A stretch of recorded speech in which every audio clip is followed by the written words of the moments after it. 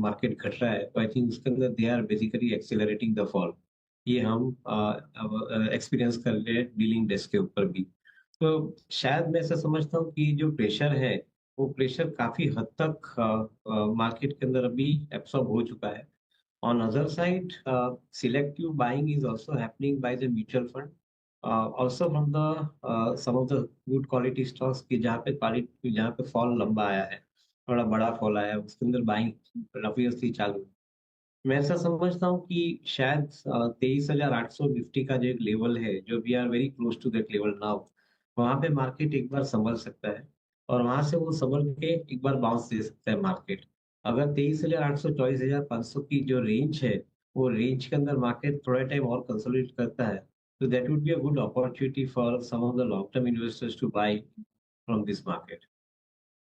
लेकिन फिर अगर ये अपॉर्चुनिटी है, पहली खरीदारी कहाँ पर शुरू की जाए देवेंद्र जी? बिकॉज जिस तरह के नंबर्स हैं, यू नो, कुछ कुछ कुछ सेक्टर्स में दोनों sides, you know, major hits और मेजर मिसेस देखने को मिले। तो आपको सबसे ज्यादा क्या पसंद आया है? कोई एक सेक्टर या फिर कोई एक स्टॉक जिसने एब्सोल्युटली, यू नो, एक्सपेक्टेशन से बेहतर परफॉर्मेंस डिलीवर किया और आगे का आउटलुक भी मजबूत रख रहा है?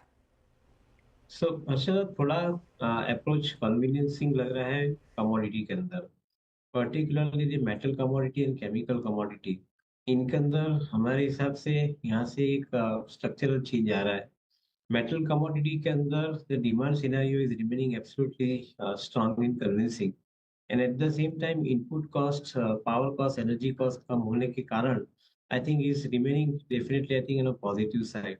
तो अगर इसको दो तरह से देखें, एक तरफ डिमांड सिनेरियो स्ट्रांग है, दूसरी तरफ प्रॉफिट मार्जिन इंटेक्ट बनता है, तो शायद metal commodity stocks and chemical commodity के अंदर I think we should be seeing relatively better quarters in subsequent two quarters.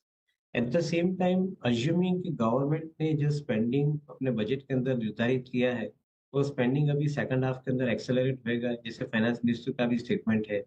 तो मैं ऐसा समझता हूँ कि जो फर्स्ट हाफ के अंदर जो comparatively lesser amount of money has been deployed in the infrastructure and other social infrastructure schemes, मेरा ऐसा मानना है कि if that money gets deployed in the third quarter and the fourth quarter, then probably we should be gradually seeing the better numbers. At the same time, I think if I have to take my investment bet into a particular thing apart from metal commodities, I would think that the banking and the NBFC companies, वहां पे मुझे एक थोड़ा convincing ज्यादा लग रहा है, because एक तरफ क्रेडिट ग्रोथ बढ़ते आ रहा है, दूसरी तरफ आई थिंक इकोनॉमी के अंदर थोड़ा इंप्रूवमेंट के सिम्टम्स भी देख रहे हैं।